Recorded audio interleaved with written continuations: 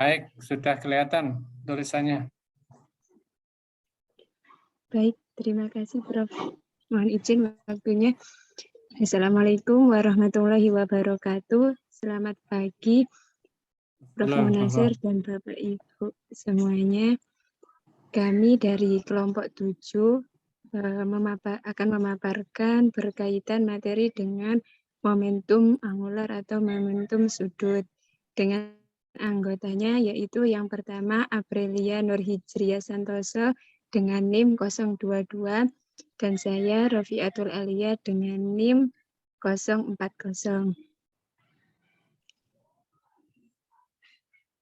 Next. Sebentar, Mbak. Oke.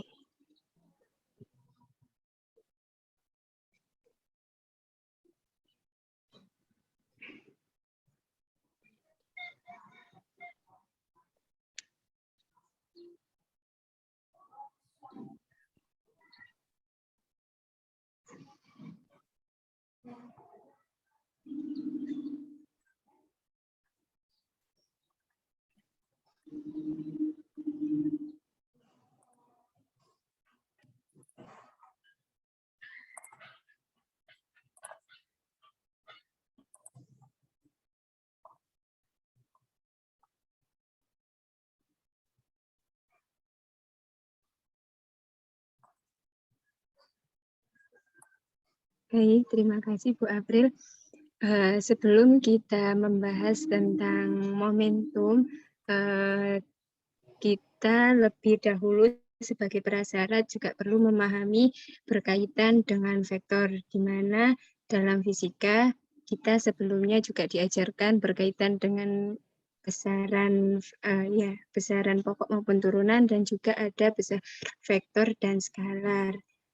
Nah, di mana vektor ini merupakan besaran yang memiliki nilai dan arah. Dan operasi untuk vektor ini juga ada macamnya. Yang pertama itu antara vektor dikali dengan skalar, di mana akan menghasilkan vektor baru. Dan juga ada perkalian dua vektor, yang di mana dalam perkalian dua vektor ini ada dua juga jenisnya, yaitu yang pertama dot product, terus yang kedua itu cross product, di mana untuk yang dot product kita biasanya menggunakan simbol titik, kemudian untuk cross product kita menggunakan kali. Next.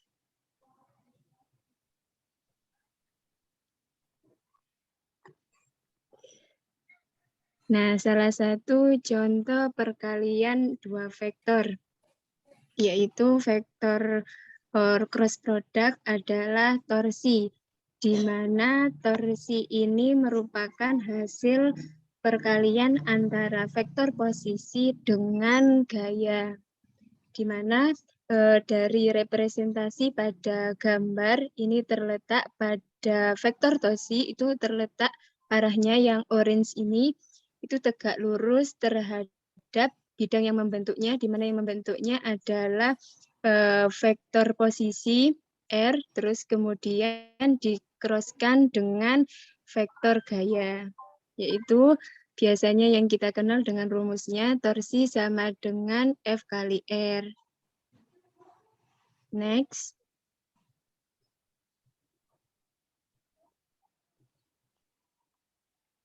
Nah, ini definisi dari produk vektor. Tadi kita ada perkalian dua vektor. Misalnya saja kalau pada torsi itu R dengan F, ini kita mungkin pakai simbol umumnya. Kalau misalnya dua vektor itu belum kita tentukan besarannya. Misalnya ada vektor A dengan B. Apabila A di-crosskan dengan B, dia akan membentuk vektor C. Biasanya notasi ilmiahnya kita menggunakan arah tanda panah. Kalau di UWOD itu bisa juga dengan ditulis cetak tebal. Nah, ketika membuat vektor antara A dan B, itu akan membentuk sudut. Nah, bentuk sudut ini kita bisa terapkan dalam rumus jika dia tidak tegak lurus. Ketika tegak lurus itu kan nanti isinya 90 sehingga 1. Jadi ada beberapa yang tidak menuliskan isinya langsung tadi kayak rumus pertama yaitu torsi R kali F. Ada juga yang menggunakan yaitu RF sin theta. Next.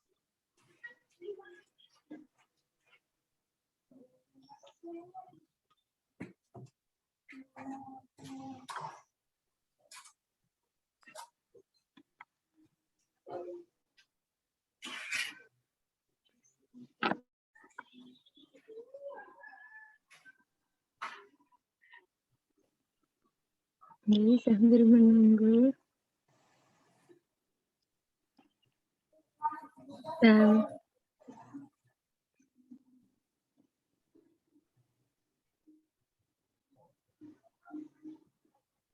Masih loading ya? Oke, Prof, sepertinya begitu.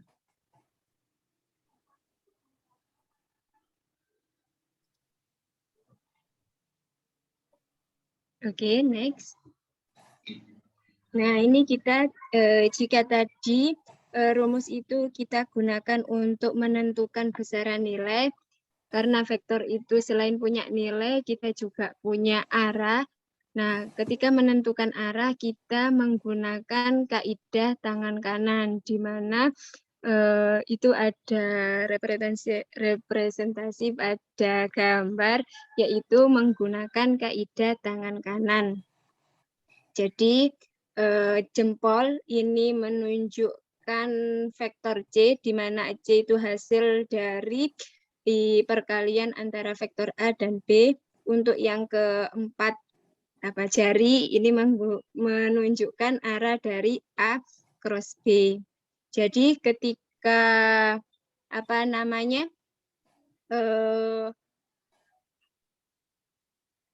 cross B itu dia berlawanan arah, nanti vektor C kalau biasanya kita terapkan pada torsi itu nanti dia akan searah sumbu Z dan dia nilainya akan positif.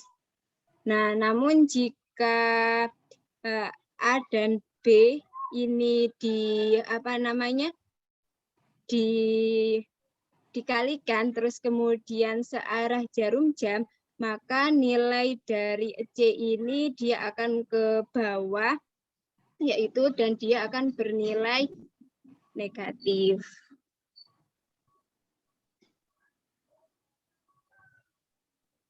Next. Nah, ini ada beberapa sifat dari vektor. Yang pertama yaitu hasil kali vektor tidak komutatif atau anti-komutatif, di mana kita coba berikan contoh, yaitu A cross B nilainya akan sama dengan negatif B cross A. Nah, jika A sejajar dengan B, dia akan membentuk sudut ada yang 0 derajat ataupun yang 180, sehingga dia nilainya nanti akan bernilai 0. Misalnya kalau A cross A itu kan sudutnya membentuk 0, maka sinnya itu sudut yang membentuk itu sebesar 0 derajat. Ini coba kita buktikan dari sifat antikomutatif, di mana A cross B misalnya kita terapkan pada soal dengan diberikan nilai. Jadi yang A itu besarnya 2i, ini merupakan arahnya searah sumbu X, kemudian 5-nya yaitu arah J, dan 1 searah sumbu K, arah K. Nah, sedangkan untuk B-nya kita punya nilai yaitu negatif 5i plus 4j plus 7k. Kemudian kita crosskan, hasilnya itu akan membentuk yaitu 31i min 19j plus 3k. Apakah nilainya ini akan sama ketika kita negatif B cross A? Ternyata setelah kita hitung, nilainya itu sama, di mana hasil akhirnya yaitu 31i min 19j plus 33. Sehingga ini terbukti yaitu A cross B sama dengan negatif B cross A. Ini salah satu sifat dari vektor. Next. Yang kedua yaitu sifatnya distributif. Di mana yang pertama ini jika A tegak lurus dengan B, maka dimutlakkan nilainya AB karena sudut yang membentuknya 91 sehingga tetap hasilnya A kali B. Nah, ini yang untuk aturan dari sifat distributif. Ketika A dikroskan dengan B plus C, nilainya akan sama dengan A cross B plus A cross C. Next. Ini sifat terakhir dari produk vektor, yaitu turunan dari perkalian silang dari beberapa vektor. Contohnya yaitu turunan D vektor A cross B per DT, nilainya akan sama dengan D A vektor A per DT cross vektor B plus vektor A cross turunan dari vektor B per DT. Next.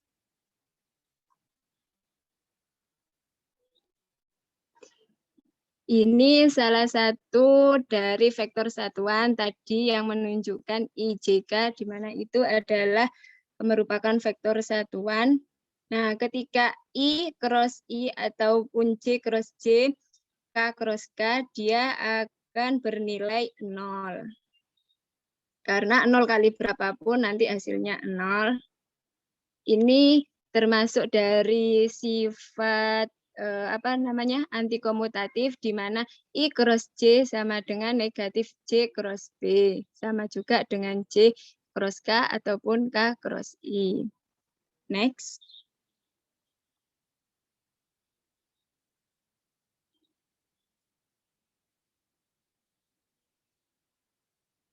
Ya, ini tadi sifat dari produk antikomutatif. Contoh dari produk silangnya dengan menggunakan sifat antikomutatif. Next.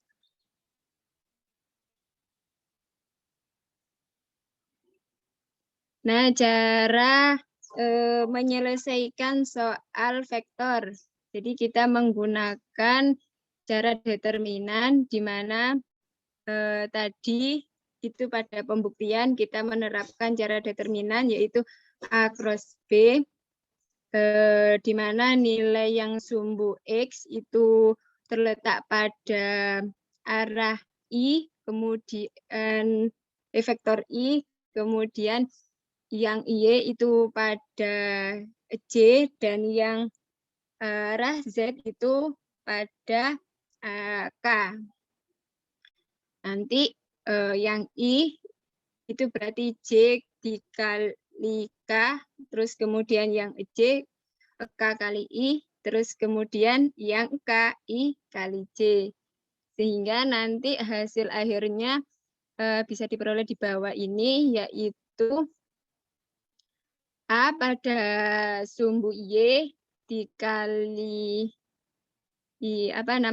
B pada sumbu Z dikurangi A pada sumbu Z dikali B pada sumbu Y itu pada arah I.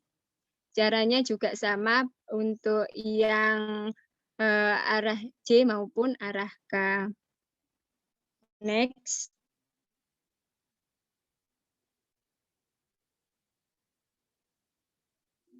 Ini contoh soalnya, di mana nilai dari vektor A yaitu 2i plus 3j dan vektor B misalkan yaitu negatif 1i plus 2j, maka menggunakan determinan tadi hasilnya diperoleh yaitu 7K, di mana 7 ini merupakan nilai dan K itu adalah arah dari vektor dari hasil perkalian A cross B. Next. Nah, tadi kita membahas salah satu produk dari dua vektor itu adalah torsi. Sekarang setelah membahas torsi, kita membahas tentang momentum sudut, yaitu di mana momentum sudut disimbolkan dengan vektor L merupakan hasil produk silang dari vektor posisi dikalikan dengan momentum linier. Kalau yang tadi itu momen gayanya itu adalah R dikali F, sekarang untuk momentum sudutnya itu nilainya adalah vektor R dikroskan dengan momentum linier, di mana nilai momen gaya di mana gaya itu merupakan turunan dari momentum linier, sehingga tadi R dikali F itu nilainya sama dengan R cross turunan dari momentum linier dP per dt. Next.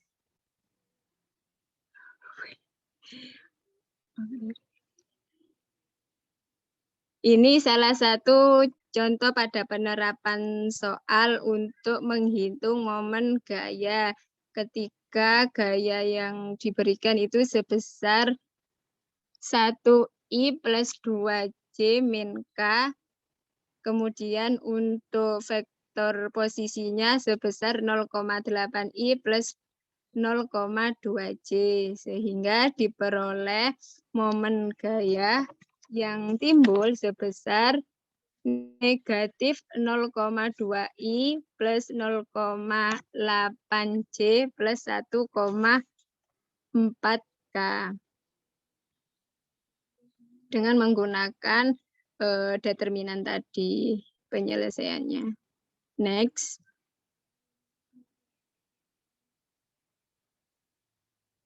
Nah, ini tadi yang membahas keloncatan penaruhan slide-nya.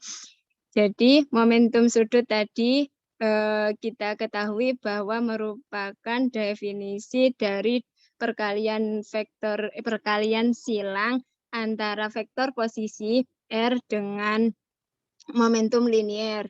Nah, ini kita jabarkan dalam turunan rumus. Jadi di mana momentum linier itu kan nilainya sama dengan massa dikali kecepatan, yaitu berdasarkan sebuah partikel. Pada gambar tadi kan ada titik. Nah, itu partikel dengan massanya M terletak pada vektor posisi R akan bergerak dengan momentum linier P, maka momentum sudutnya ini. Jadi yang pertama itu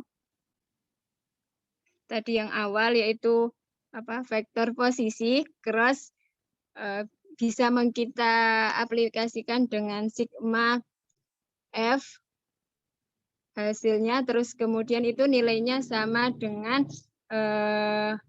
vektor R cross turunan dari momentum linier dP per dt, sehingga pada sisi kanan itu F-nya kita pakai dengan M kali A, kemudian diturunkan menjadi di mana A itu adalah turunan dari kecepatan, yaitu dv per dt.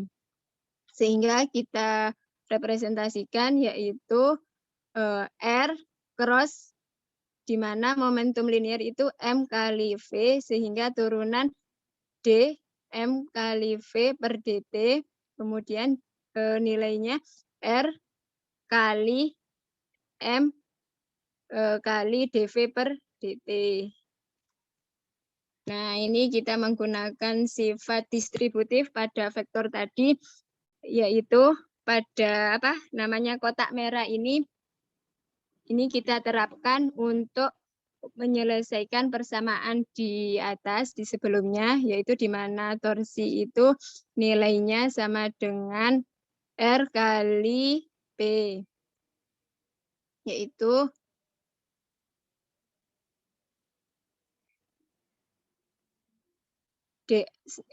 kita selesaikan. Jadi yang pertama torsi sama dengan dr kali P per dt, terus kemudian kita gunakan sifat distributif yaitu turunan dari posisi dikali momentum linier ditambah vektor posisi dikali turunan dari momentum linier, sehingga menghasilkan di mana bahwa turunan dari R ini kan sudah tidak ada.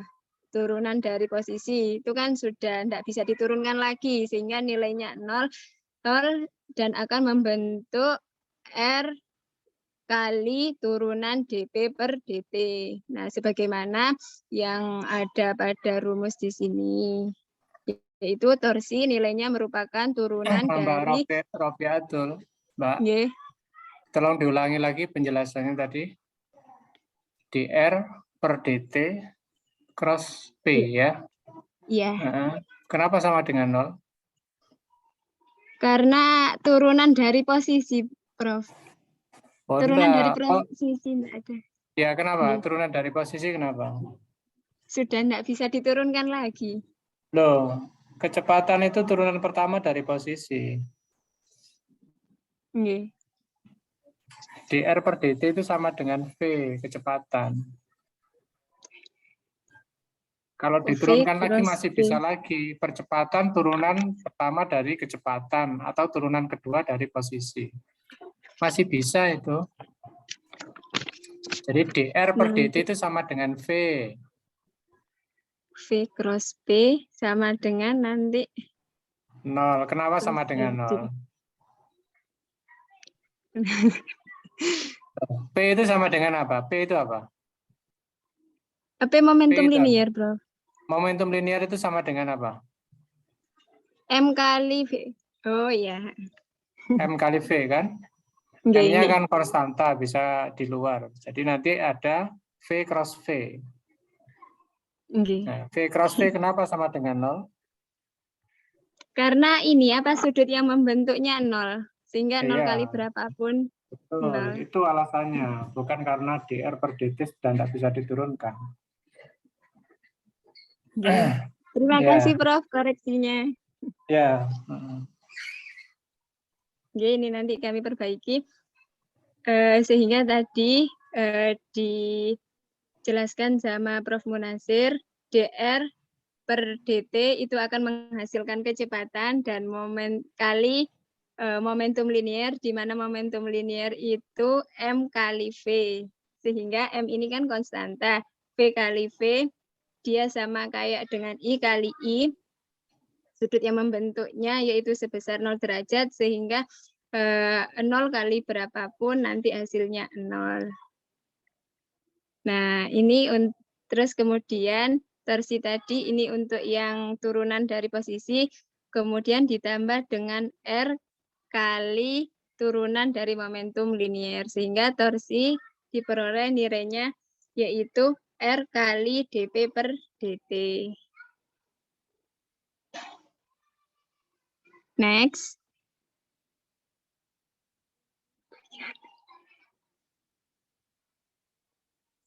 Slide berapa ini?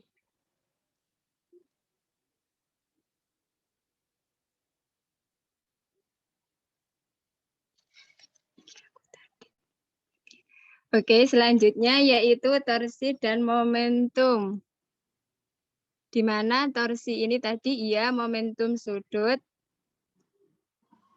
Tadi yang pada gambar itu L sama dengan R kali P, di mana torsi itu merupakan, tadi kan diketahui bahwa torsi itu R kali dP per dt, di mana R kali dP per dt itu merupakan momentum sudut, yaitu L. Sehingga torsi nilainya sama dengan dL per dt. Torsi akan bekerja pada partikel sama dengan laju perubahan momentum sudut partikel. Ini merupakan analogi dari rotasi hukum Newton 2. Tadi diterapkan pada penurunan pembuktian rumus itu, kita menggunakan hukum Newton 2, yaitu Fm kali A. Nah, untuk sigma torsinya dan momentum sudutnya diukur dari titik asal yang sama. Kalau pada gambar tadi pada titik 0, di mana itu nilai partikelnya sebesar M. Nah, ini berlaku untuk semua titik asal yang difiksasi dalam kerangka inersia. Selanjutnya akan dijelaskan oleh Bu April. Monggo Bu April.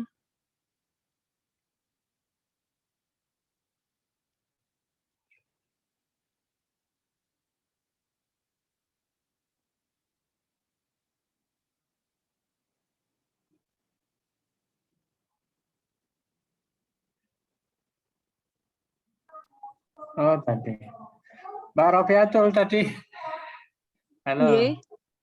Slide yang terakhir tadi itu, slide yang terakhir itu, tadi sudah saya mute tadi itu, jadi coba ditampilkan lagi.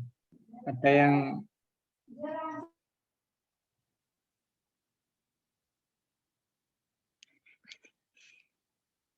Aprilnya sepertinya terkendala sinyal.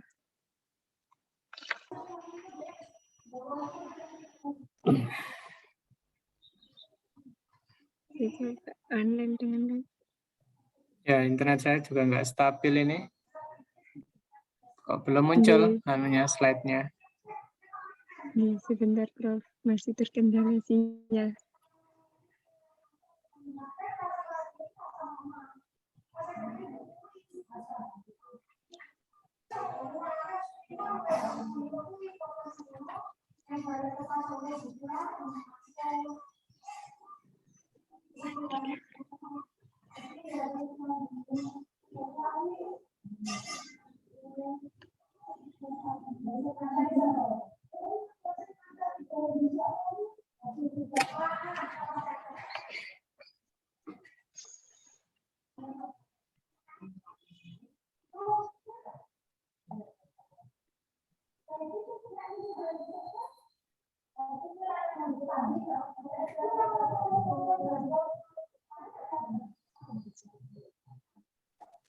Mohon maaf, Prof. Rumah saya listriknya padam, jadi belum bisa share screen. Minta tolong temannya untuk menampilkan slide-nya. Jadi Anda bisa lihat lewat HP ya. Mohon maaf. Enggak apa-apa, Bu April. Teman-teman, Bapak Ibu yang tidak ada kendala sinyal, mohon bantuannya untuk share screen dari PPT Momentum Sudut, ada di grup kajian fisika 1.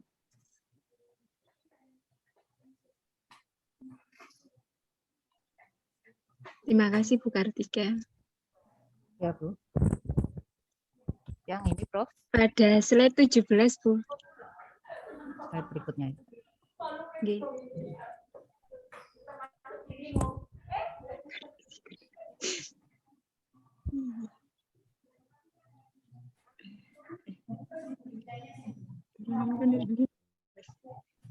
Ya Bu ya. Nggih, Bu.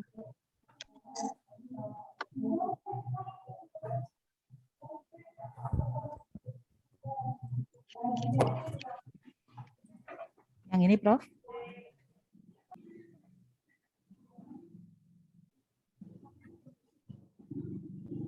Oke.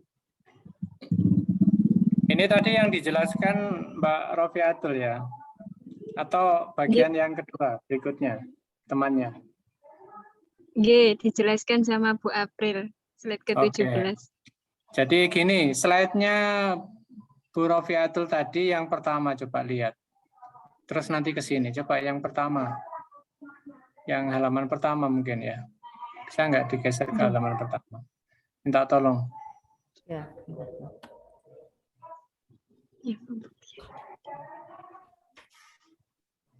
Halaman pertama. Berikutnya. Berikutnya. Nah, sebentar, itu tadi. Balik. Balik ketiga gitu ya. Nah, ini. Ya. Ah, ini ya. Ini. Gitu. Nah, ini ada yang salah. Ini ada yang salah. Jadi yang ditulis sebelah di gambarnya itu sudah betul. Jadi, nah ini sudah betul. Yang gambarnya sudah betul. Jadi vektor momen gaya sama dengan vektor posisi dikali dengan vektor gaya. Jadi R cross F. Ya. Jadi ini menurut pakai aturan tangan kanan tadi. Ini sudah betul. Tetapi yang kiri ini salah. Kalau yang kiri itu negatif. Arahnya ke bawah. Gitu ya. Jadi R-nya dulu karena tidak berlaku hukum apa tadi? Komutatif ya. Jadi kalau dibalik itu artinya harus arahnya berbeda. Itu berarti kalau yang ini adalah arahnya ke bawah. Kalau yang kiri ini. Kalau yang kanan itu sudah betul arahnya ke atas. Ya, tahu ya. Kemudian sekarang kembali ke gambar yang terakhir tadi, slide yang terakhir. Nah ini tolong dibesarkan.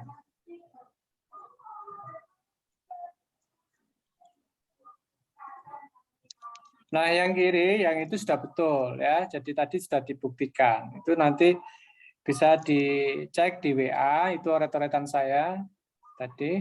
Nah kemudian yang kanan, sigma gaya atau momen gaya ya. Momen gaya itu ya. Momen gaya atau gambarnya itu simbolnya pakai tau ya, vektor R cross gaya. R cross gaya F ya. Nah, F itu sama dengan perubahan momentum. dB per dt, perubahan momentum. Nah, maka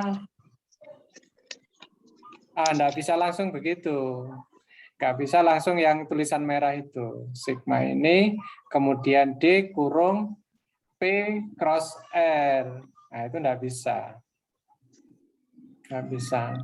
Justru membuktikannya itu dari ini ya, dari L dulu diturunkan.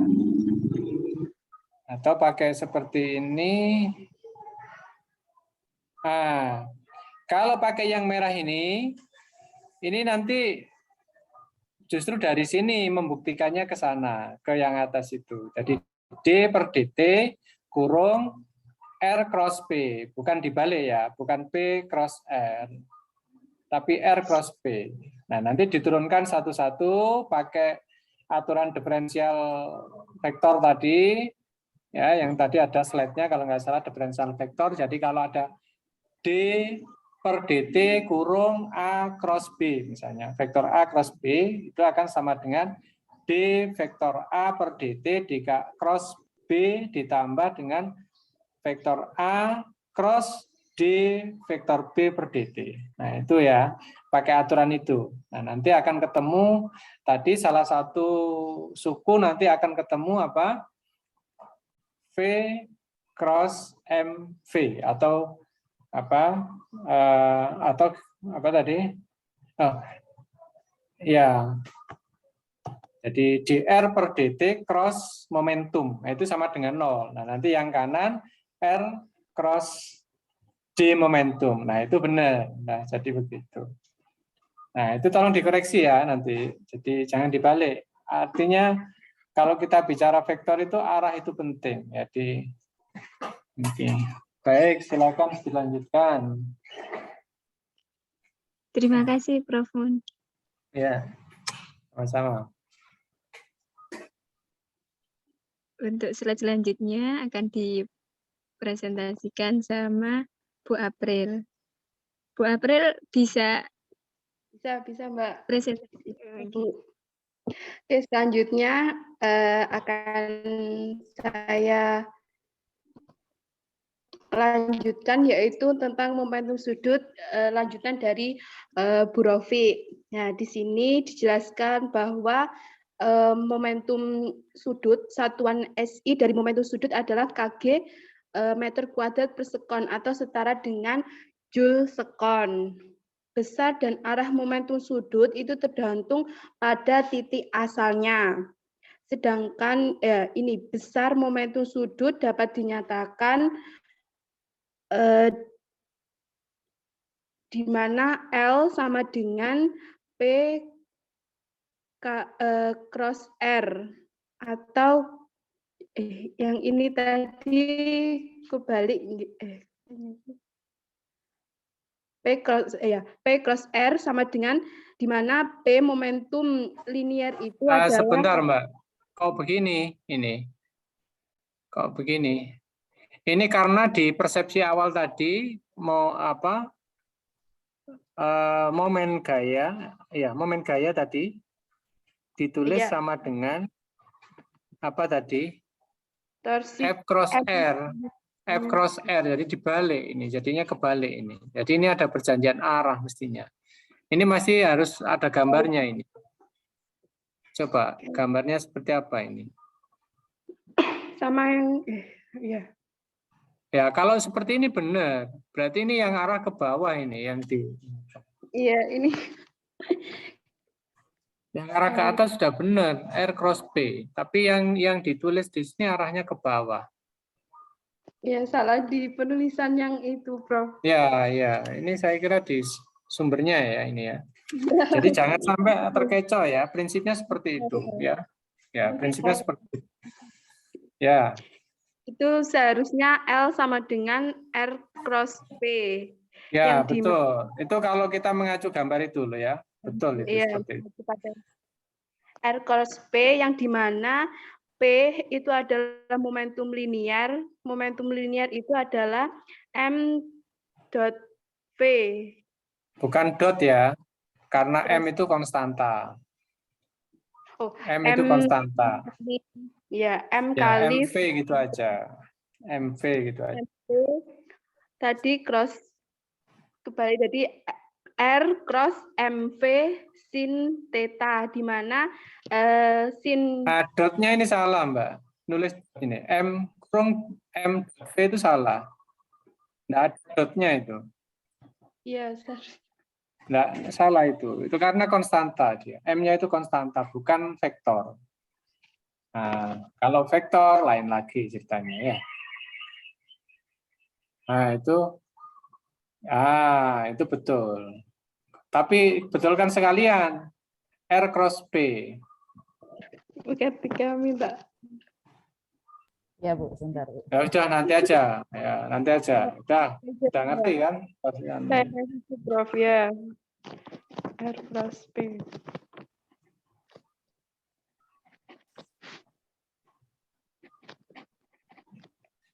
Nah, di mana pi adalah sudut antara vektor posisi dan vektor momentum. Nah, sedangkan untuk arah momentum sudut dari L atau vektor L, arahnya itu tegak lurus terhadap bidang yang dibentuk oleh vektor posisi dan vektor momentum. Jadi L itu adalah arah tegak lurus atau arah tegak lurus yang terhadap bidang dibentuk oleh vektor posisi dan vektor momentum. Next, buka 3. Ya, selanjutnya yaitu contoh momentum sudut dari partikel. Nah, di sini pada gambar ditunjukkan ada sebuah partikel yang bermassa M. Itu ya bermassa M merupakan vektor L, di mana vektor L atau vektor momentum sudutnya itu sama dengan vektor posisi cross vektor momentum linier. Nah, besarnya momentum sudut dari partikel itu sendiri yaitu sama dengan MV R sin 90 derajat. Karena R dan V-nya itu kan membentuk sudut 90 derajat sehingga sin 90 derajat. Di mana sin 90 derajat itu digunakan ketika V tegak lurus dengan R. Nah, sebuah partikel yang bergerak melingkar beraturan itu memiliki momentum sudut konstan terhadap sumbu yang melalui pusat lintasannya.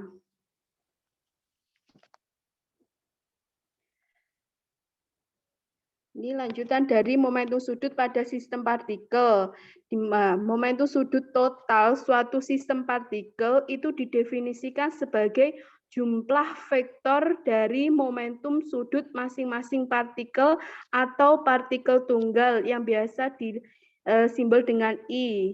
Dapat dituliskan bahwa momentum sudut total, L total itu sama dengan L1 plus L2 dan seterusnya sampai Ln, atau dapat dituliskan sigma Li, jadi partikel tunggal, momentum pada partikel tunggal. Seiring dengan waktu, momentum sudut partikel tunggal mungkin akan berubah.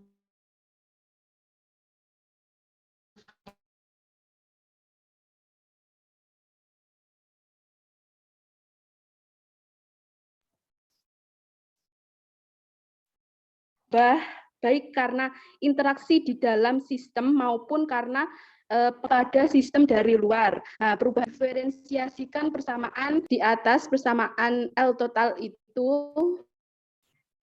terhadap waktu, sehingga dapat dituliskan next Bu Kartika.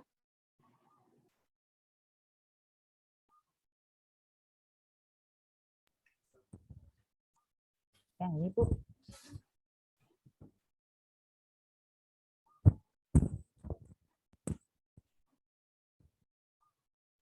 Masih next kah, Bu?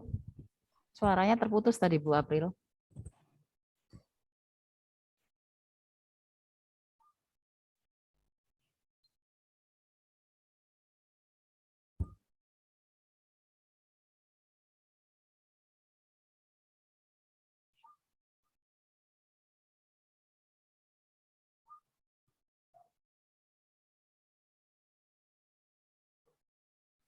Kayaknya gangguan sinyal, Bu.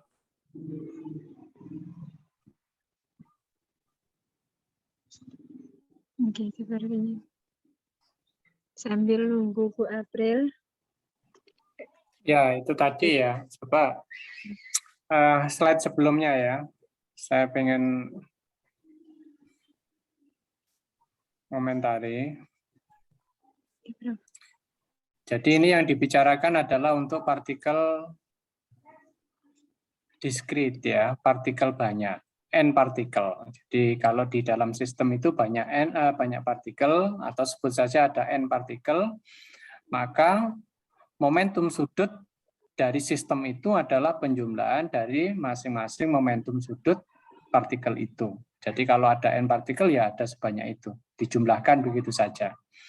Nah, atau yang kanan itu sigma itu kan hanya untuk menyederhanakan saja ya, sama saja, tidak merubah makna, hanya untuk penulisan matematikanya saja.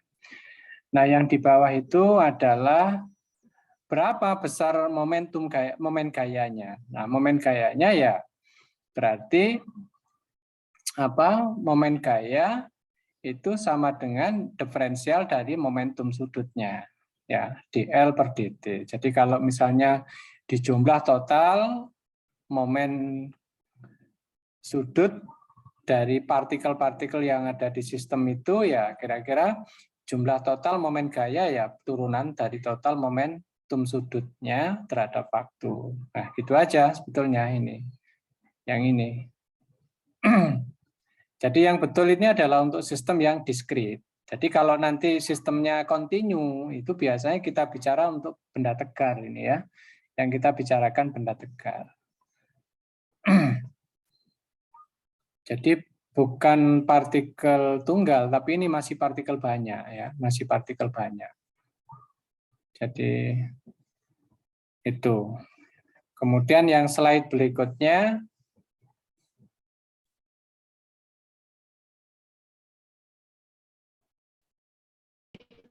Nah, tentu di sini seperti halnya hukum Newton yang kita bicarakan itu adalah gaya eksternal ya.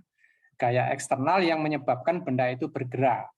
Sehingga momen gayanya itu adalah sama dengan R cross F. F itu gaya-gaya yang bekerja eksternal pada masing-masing partikel di dalam sistem partikel. Nah, asumsinya ya di internalnya itu ya dianggap tidak ada gaya atau nol. Seperti itu hukum, sama dengan prinsip di hukum Newton itu. Ini masih lanjutannya sebetulnya. Itu. Jadi sebetulnya benda padat atau benda tegar itu juga ada kalau mau meninjau ya dari sistem fisika dari internalnya itu, tetapi itu diabaikan ya kayak internalnya itu. Jadi ya kalau kita tinjau benda padat itu kan terdiri dari atom-atom penyusunnya misalnya. Terus kemudian atom-atom itu tersusun sedemikian membentuk struktur tertentu. Kemudian masing-masing kristalnya itu terikat, ya, ada gaya kristal di situ dan seterusnya gitu ya. Itu aja kita anggap gaya eksternal, internal ya. Jadi seperti itu. Jadi yang kita bicarakan ini adalah eksternalnya, gaya-gaya eksternal yang diberikan kepada benda. Ya, seperti di hukum Newton ke-1 itu menyatakan apa? Benda itu akan tetap diam, ya kan? Selama tidak ada gaya eksternal yang bekerja pada benda itu atau partikel itu. Atau benda itu akan tetap bekerja atau bergerak dengan kecepatan konstan selama tidak ada gaya eksternal yang ditambahkan ya, diberikan pada benda itu. Seperti itu. Jadi internal itu sudah memang dianggap nol gitu ya.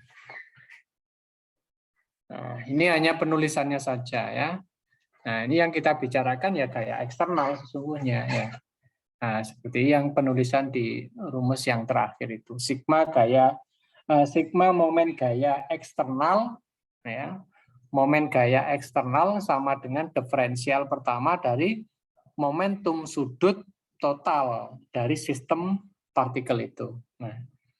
Nah, dalam sistem partikel itu adalah terdiri dari n partikel. Nah, ini masih kita bicarakan untuk ini partikel banyak, untuk sistem partikel banyak ya, bukan partikel tunggal, tapi sistem partikel banyak. Ya, partikel 1, 2 sampai n partikel tadi ya, seperti itu. Mungkin sudah gabung ya, Mbak Sapo itu tadi. 2 April. Nah, monggo dilanjut.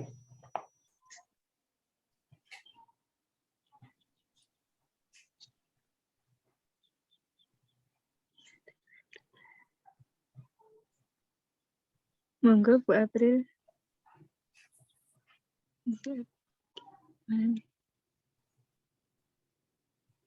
Ini sudah bergabung.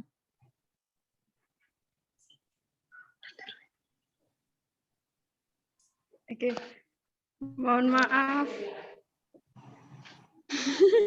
Sinyalnya hilang-hilang. Saya lanjutkan ya, Prof. Silakan. Ya. Jadi, saya ya di sini ada momentum sudut sistem partikel di mana setiap torsi yang terkait dengan gaya internal yang bekerja dalam sistem partikel adalah 0. Jadi pada sistem partikel ini, pada torsinya itu gaya internal yang bekerja dalam sistem itu sama dengan 0. Oleh karena itu, torsi eksternalnya itu sama dengan dl total per dt atau perubahan momentum sudut. Torsi eksternal neto yang bekerja pada sistem terhadap beberapa sumbu yang melalui titik asal dalam kerangka inersia itu sama dengan laju perubahan momentum sudut total sistem terhadap titik asal tersebut. Jadi torsi eksternal totalnya itu yang bekerja pada sistem itu sama dengan laju perubahan momentum sudut total. Nah, ini adalah representasi matematis dari versi momentum sudut dari model sistem yang tidak isolasi. Selanjutnya. Nah, torsi resultan yang bekerja pada sistem terhadap suatu sumbu yang melalui pusat massa itu sama dengan laju perubahan momentum sudut sistem terhadap waktu tanpa memperhatikan gerak pusat massa. Nah, hal ini berlaku bahkan jika pusat massa itu dipercepat, asalkan vektor torsi dan vektor momentum sudutnya itu diukur relatif terhadap pusat massa. Next, bukan. Nah, ini ada contoh sistem benda.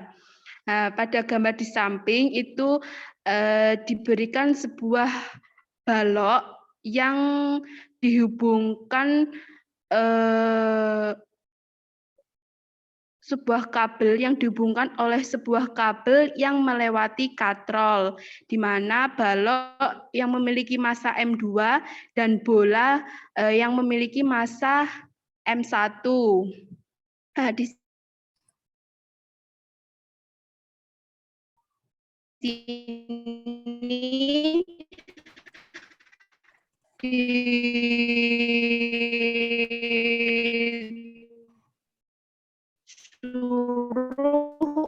untuk menentukan Jaringannya ini. Linier. Ya, jaringannya atau saya sendiri yang dengarkan. Ya, jaringannya jaringannya Bu April. Akan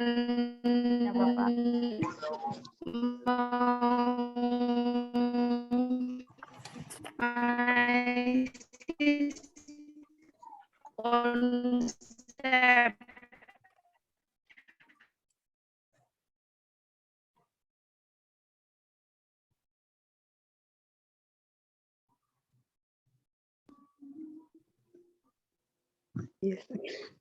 Nah, konsep ini menggunakan pendekatan momentum sudut, lalu mengkategorikan dari balok, katrol, dan bola itu termasuk sistem yang tidak terisolasi. Next, Bukarti. Nah, dalam menyelesaikan ini yaitu menggunakan sumbu yang sesuai dengan sumbu katrol.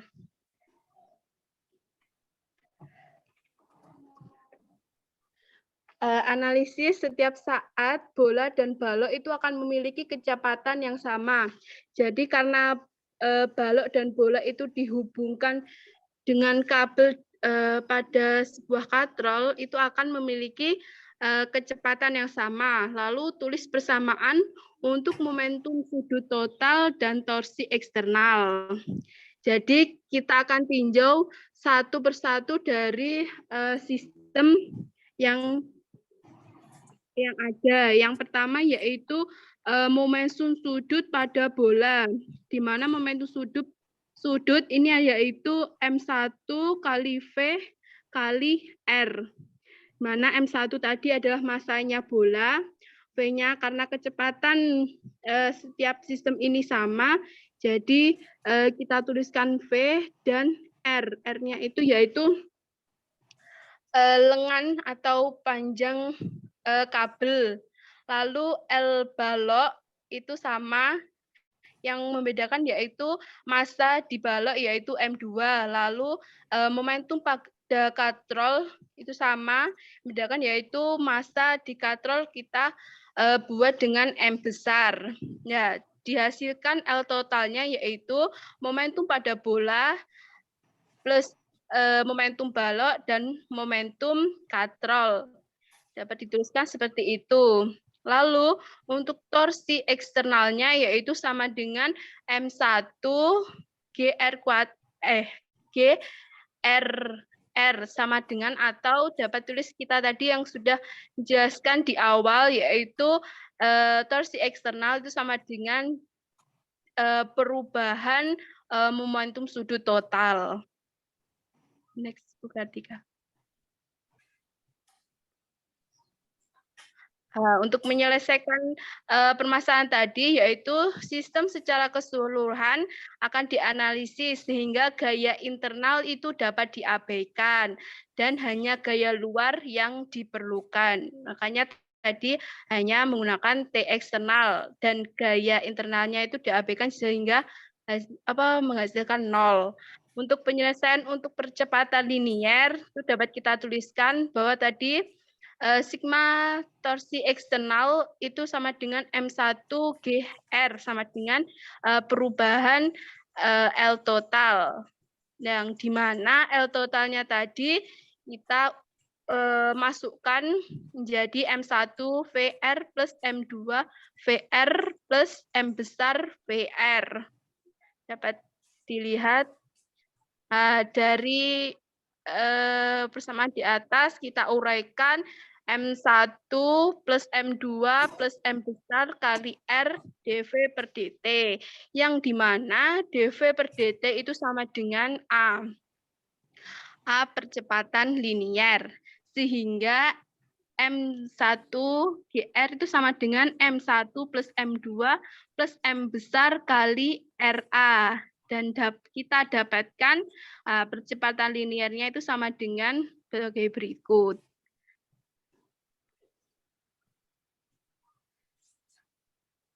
Ya, next juga.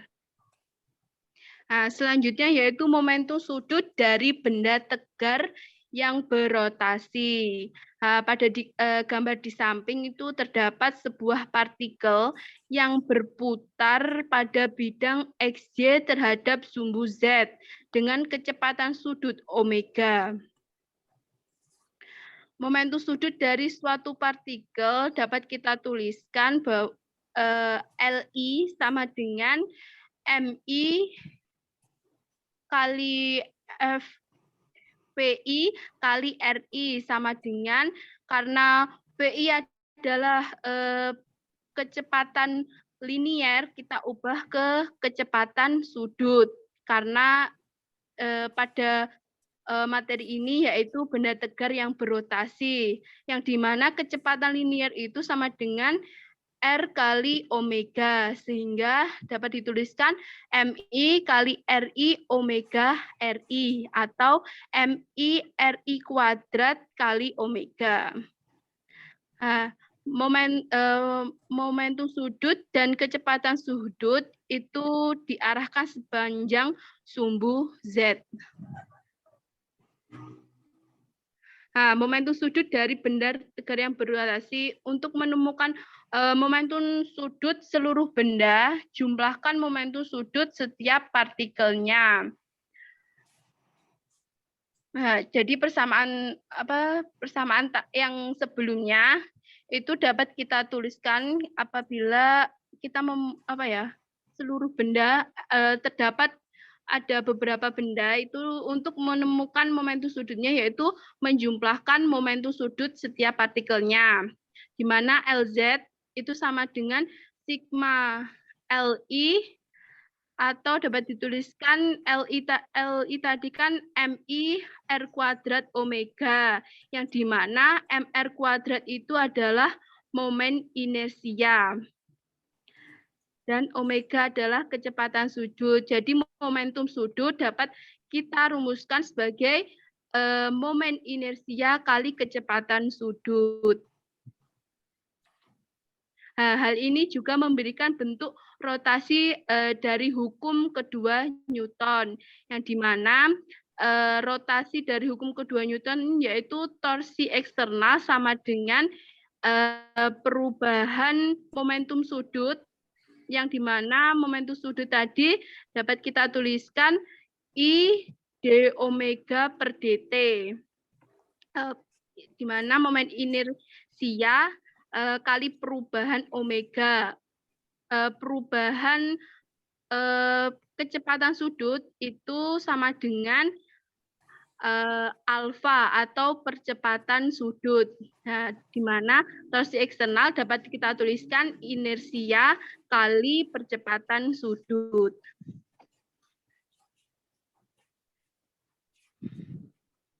Bentuk rotasi dari hukum 2 Newton juga berlaku untuk benda tegar yang berotasi terhadap sumbu yang bergerak.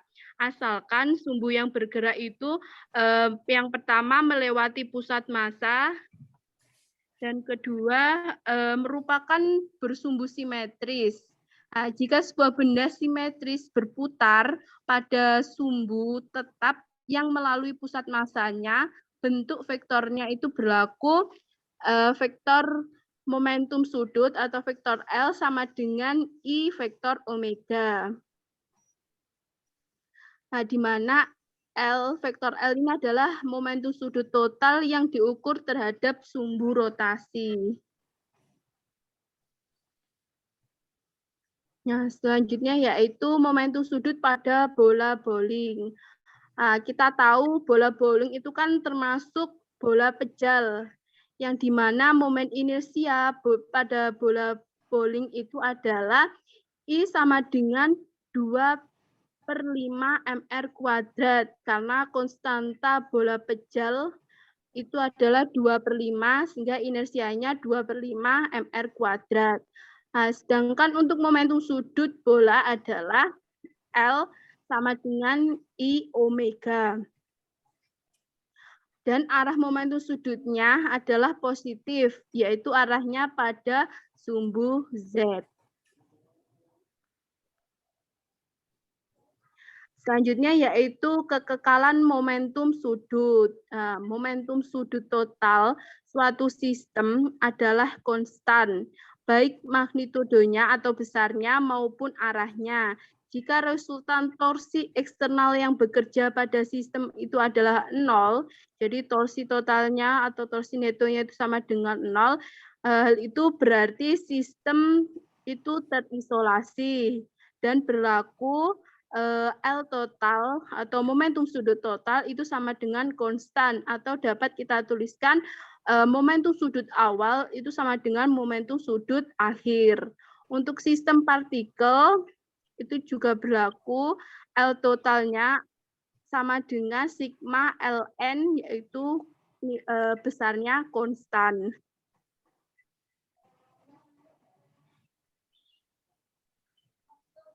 Nah, jika massa sistem terisolasi itu mengalami retribusi, momen inersia itu akan berubah. Kekekalan momentum sudut membutuhkan perubahan kompensasi dalam kecepatan sudut. Jadi, jika massa sistem pada sistem yang terisolasi itu akan mengalami retribusi, di mana momen inersianya itu akan berubah. Sehingga kekekalan momentum sudut membutuhkan perubahan dalam kecepatan sudutnya. Sehingga dapat dituliskan persamaannya itu berlaku I inersia awal kali omega awal atau kecepatan sudut awal sama dengan momen inersia akhir kali kecepatan sudut akhir atau besarnya yaitu konstan. Ini berlaku untuk rotasi terhadap sumbu tetap dan untuk rotasi terhadap sumbu melalui pusat massa sistem yang bergerak.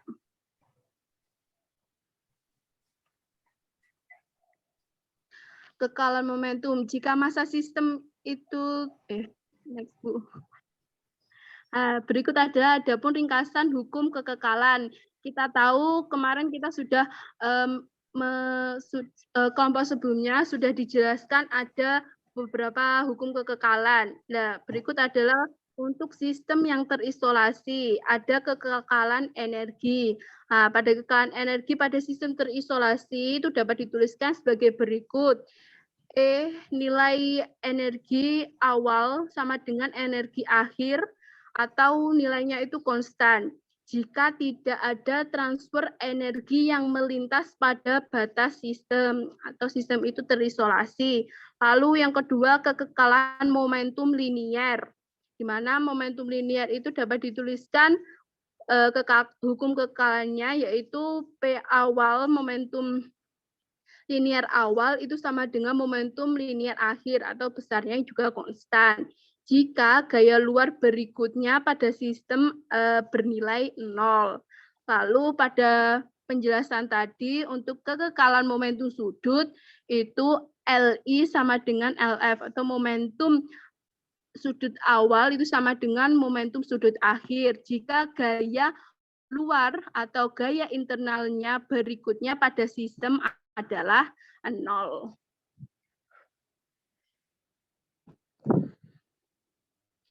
Ini ada beberapa catatan tentang hukum kekekalan. Nah, suatu sistem dapat diisolasi dalam salah satu besaran di atas. Jadi tadi ada besaran energi, momentum linier, dan momentum sudut, tetapi tidak dalam hal yang lainnya. Sebagai contoh, suatu sistem seringkali tidak terisolasi dalam hal momentum dan juga tidak terisolasi dalam hal energi karena gaya atau torsi total yang bekerja pada sistem. Sistem dapat tidak terisolasi dalam hal energi tetapi terisolasi dalam hal momentum. Lalu tabrakan sering terisolasi dalam hal momentum tetapi tidak dalam hal energi. Nah, berikut adalah contoh peristiwa kekekalan momentum sudut pada merry-go-round atau biasa disebut dengan komedi putar. Pada gambar itu ada sebuah platform horizontal berbentuk piringan melingkar berputar bebas pada bidang horizontal terhadap sumbu vertikal tanpa gesekan. Platform itu platform atau papan piringan pada komedi putar ini memiliki massa M besar sama dengan 100 kg dan jari-jari R besar sama dengan 2 meter. Seorang siswa bermassa M kecil 60 kg berjalan perlahan dari tepi piringan menuju pusatnya. Nah, jika kecepatan sudut sistem adalah 2 radius per second, ketika siswa berada di tepi, berapa kecepatan sudut ketika dia mencapai titik R sama dengan 0,5 meter dari pusat. Jadi di sini kita disuruh untuk mencari kecepatan sudut sistem saat siswa yang berada di tepi itu menuju ke titik R 0,5 meter dari pusat. Next.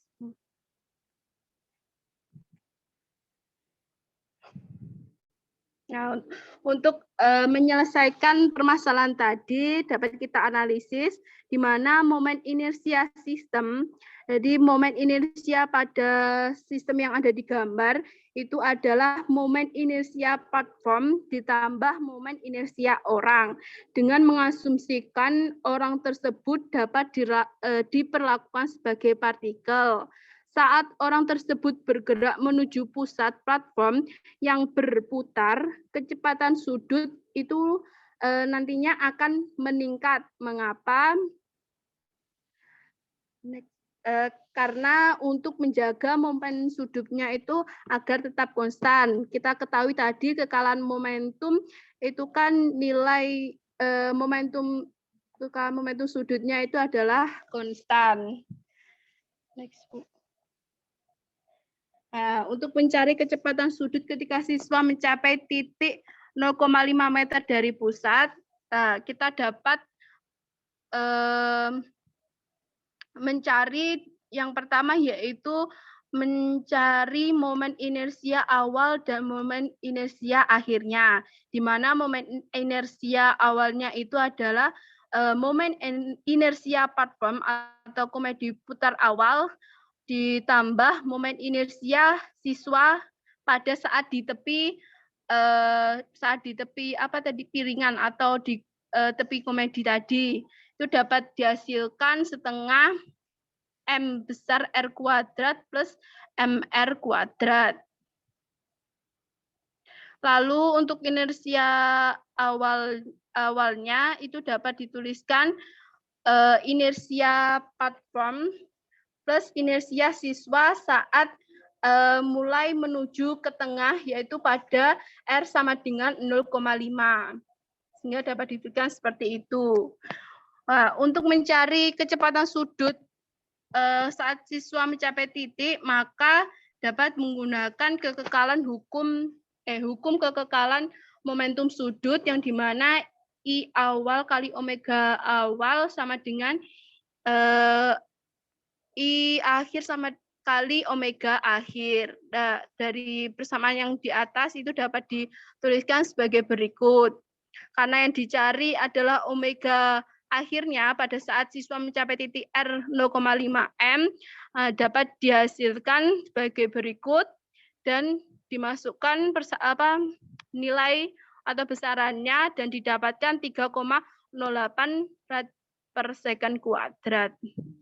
Jadi kecepatan sudut akhir saat siswa itu tadi yaitu 3,08 radius per second kuadrat. Mungkin itu untuk yang dapat saya paparkan, Prof. Saya kembalikan ke Prof. Munasir.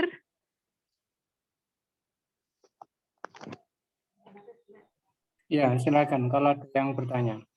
Mungkin slide-nya bisa dianukan lagi ya,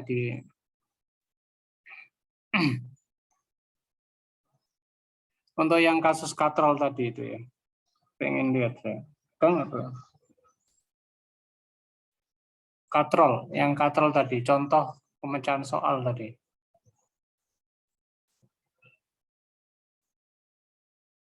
Oke. Ini.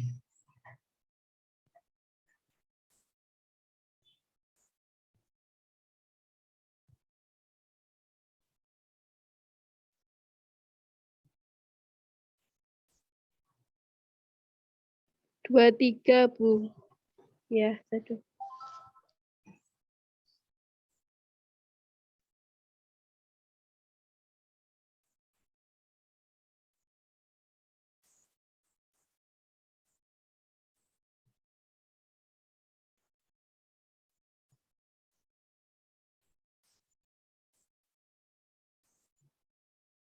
Nah, ini ya.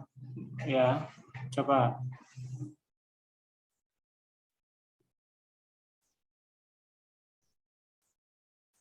Nah, oke, coba ini dianalisis. Coba diulangi lagi penjelasannya. Momentum sudut bola. Momentum untuk sudut bola itu Kok tahu seperti itu? Apa rumusnya tadi? Momentum sudut itu sama dengan? tadi kan momentum sudut itu R kali itu ya, R kali P.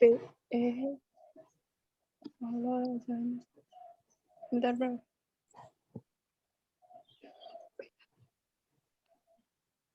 Ya, P kali R. Momentum sudut bola kan tadi kan P kali R, yang dimana P itu kan momentum linier. Di sini kan bolanya itu kan tidak berotasi, yang berotasi ya.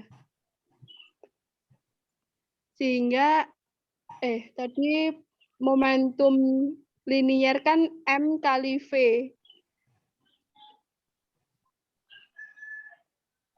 Iya.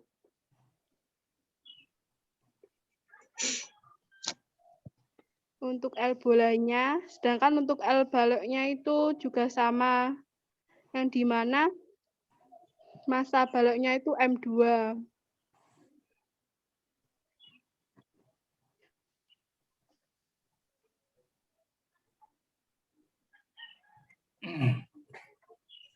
Gitu, Prof. Terus Untuk L kita belum katrolnya, biasa dengan ini ya, dengan belum biasa pakai ini ya. Biasanya kita pakai hukum Newton 2 itu ya. Ini pakai hukum Newton 2 juga, tapi dalam versi momentum sudut ya. iya. Oh, iya. Yang lain gimana? Yang lain ada pertanyaan? Bisa mengikuti?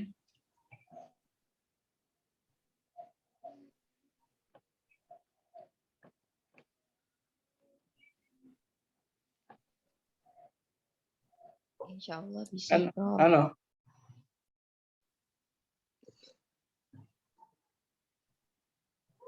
Halo. Yang lain Ya, Prof. Prof. Ya, bisa, Prof. bisa ngikuti ini? Bisa. Insya Allah Bisa, Ustaz. Prof. Insya Allah. Jadi momentum sudut itu sama dengan apa tadi? R cross P kan sebetulnya, R cross P. Iya, Prof. Nah, posisinya itu dianggap, karena ini nanti begini loh, sepanjang apapun tali itu, dianggap asumsinya R-nya itu sama. Kalau pakai ini. Misalnya talinya saya ubah, misalnya ya. Posisi tali, panjang tali antara balok M2 itu dengan katrol, misalnya 2 kali dari panjang tali katrol dengan bola M1 misalnya. Apakah sama momentum sudutnya? Hitung-hitungannya. Atau sebaliknya ya. Jadi panjang tali antara katrol dengan bola M1 itu panjangnya 2 kali dari katrol dan balok M2 itu. Kira-kira momentum sudutnya bagaimana untuk masing-masing itu?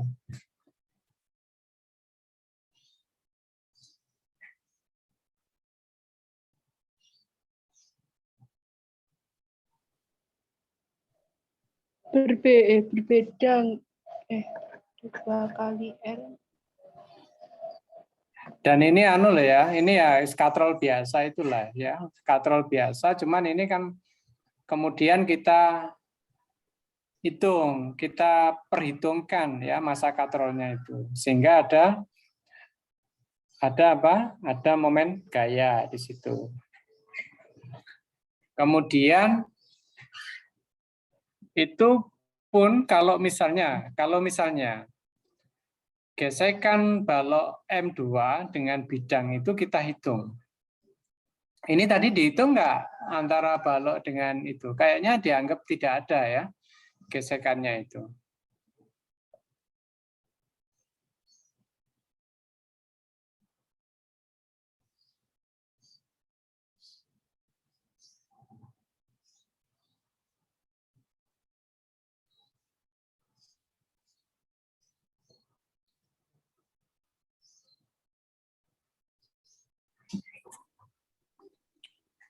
Halo. Nggih, Prof. Iya, Prof. Hanya gaya luar yang di Itu belum lagi kalau misalnya masa tali itu dihitung. itu udah beda. Beda lagi. Ya. Jadi di soal ini, perhatikan di soal ini ada beberapa Ya. pendekatan atau beberapa asumsi yang harus diinikan ya, harus diinikan. Katrol dihitung, masa katrol dihitung, jelas ya, masa katrol itu sama dengan M, jari-jarinya R. Kemudian bidang meja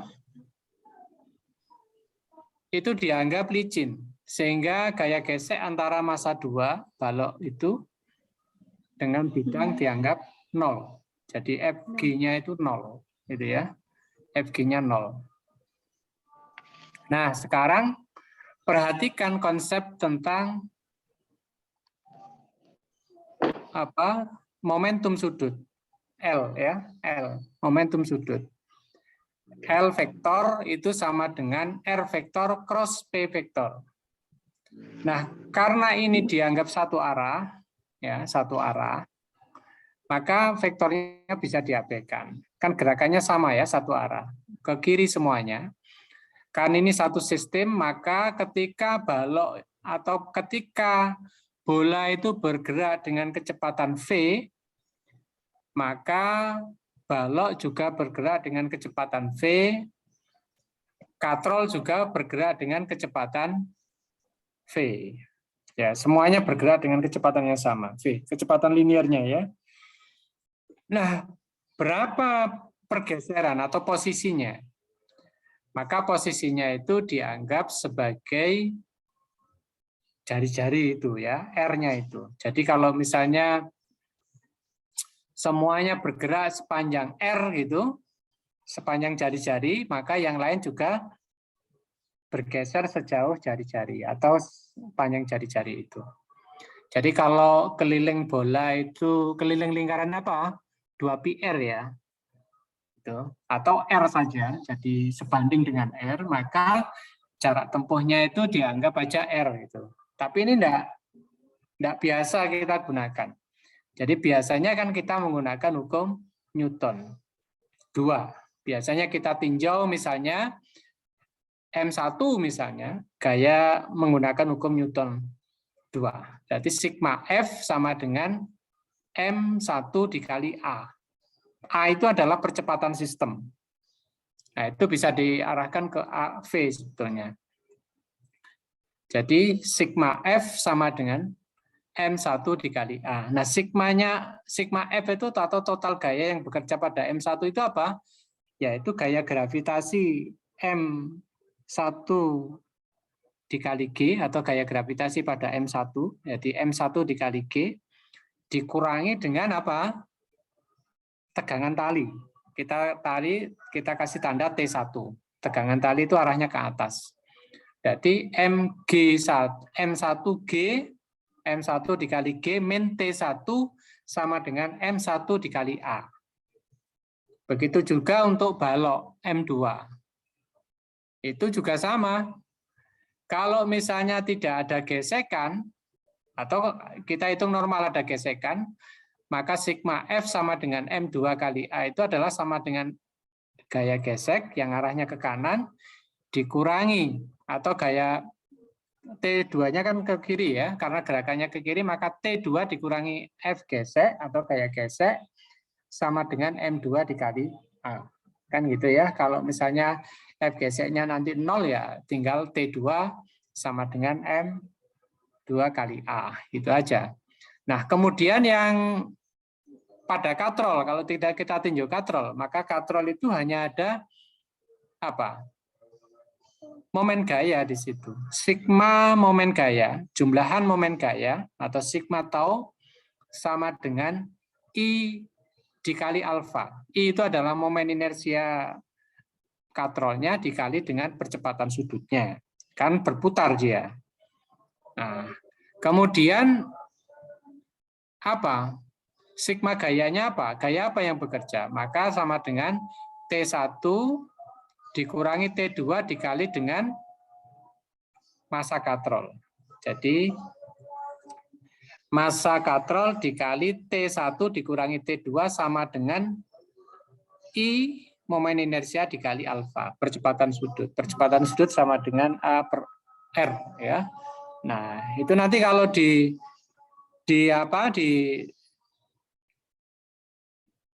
dijumlahkan, kemudian disubstitusi dan seterusnya, maka akan ketemu persamaan geraknya itu. A-nya itu akan ketemu ya, sama dengan ini. Nah, coba ya, ini.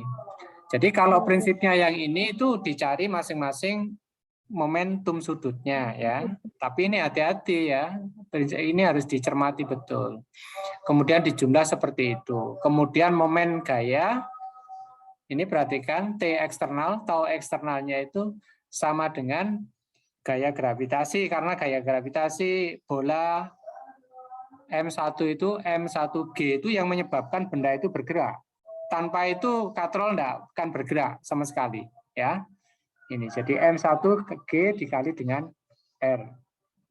Itu. Jadi T1-nya itu adalah sesungguhnya adalah dianggap sama dengan apa? Tegangan tali T1 ya di antara katrol dengan bola M1 itu sama dengan M1 dikali G, gitu ya. Itu T1-nya. Maka momen gayanya ya T1 itu dikali dengan jari-jarinya yang tegak lurus ya. Jari-jarinya R-nya. Maka ketemu M1G kali R itu. Atau dengan formula lain ini sama dengan turunan pertama atau laju momentum sudutnya ya dl total per dt itu. Nah, coba yang ke kanan slide berikutnya.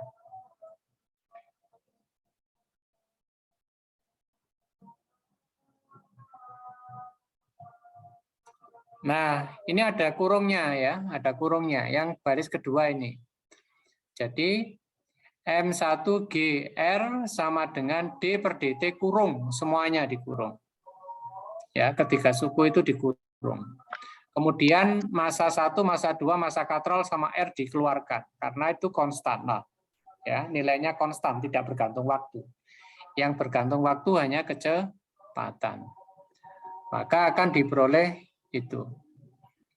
Yang kiri M1GR, R-nya itu masih R besar. Ya, R-nya ini masih R besar. Baris ketiga. R yang sebelah kiri itu masih R besar. M1G R besar. Nah, nanti yang kanan yang kiri dihapus, dicoret-coret gitu ya. Jadi R-nya sudah habis.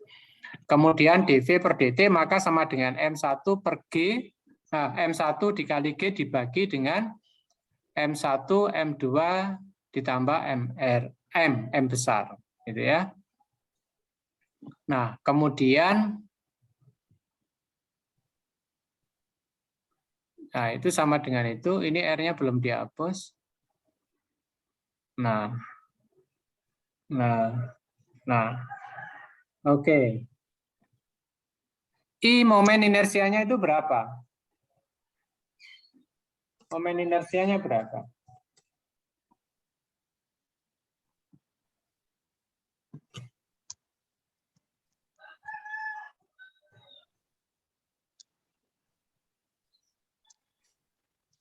Alfa kali R mungkin berapa? MR kuadrat. Iya, itu dianggap MR kuadrat.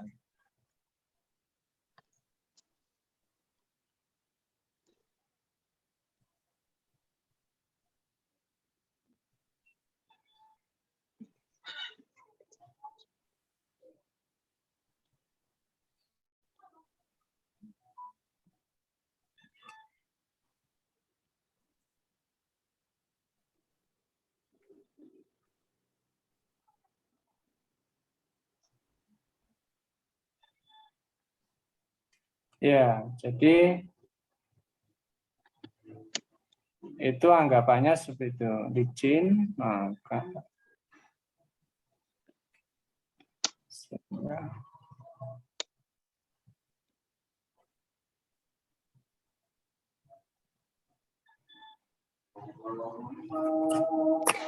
oke. Jadi gitu ya. Jadi ini harus hati-hati ya, harus hati-hati. Meskipun bisa dengan cara seperti ini ya. Nah, saya juga mengerjakan untuk versi yang pakai hukum Newton. Baik, mungkin yang lain ada pertanyaan?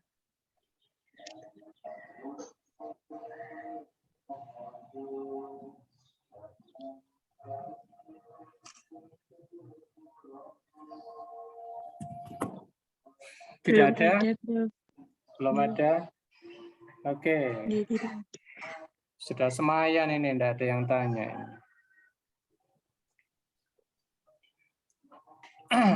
Baik. Kalau tidak ada, ini masih lanjut apa cukup ini ya? Cukup. Sekali pertemuan ini. Yang presentasi ya, hanya satu kelompok. Gimana? Satu kelompok, satu pertemuan. Oh, oke. Sekarang Baik, ini latihan ya. Jadi mengerjakan kasus-kasus dinamika partikel tetapi menggunakan apa? Momen gaya ya. Hukum kekekalan momentum menggunakan hukum kekekalan momentum sudut ya, momentum sudut. Oke. Jadi saya kira cukup kalau tidak ada pertanyaan. Oke, kita tutup ya. Terima kasih untuk Mbak Rofiatul sama Mbak siapa tadi yang Mbak April. Mbak April ya. Terima kasih sudah presentasi. Baik, kita akhiri ya.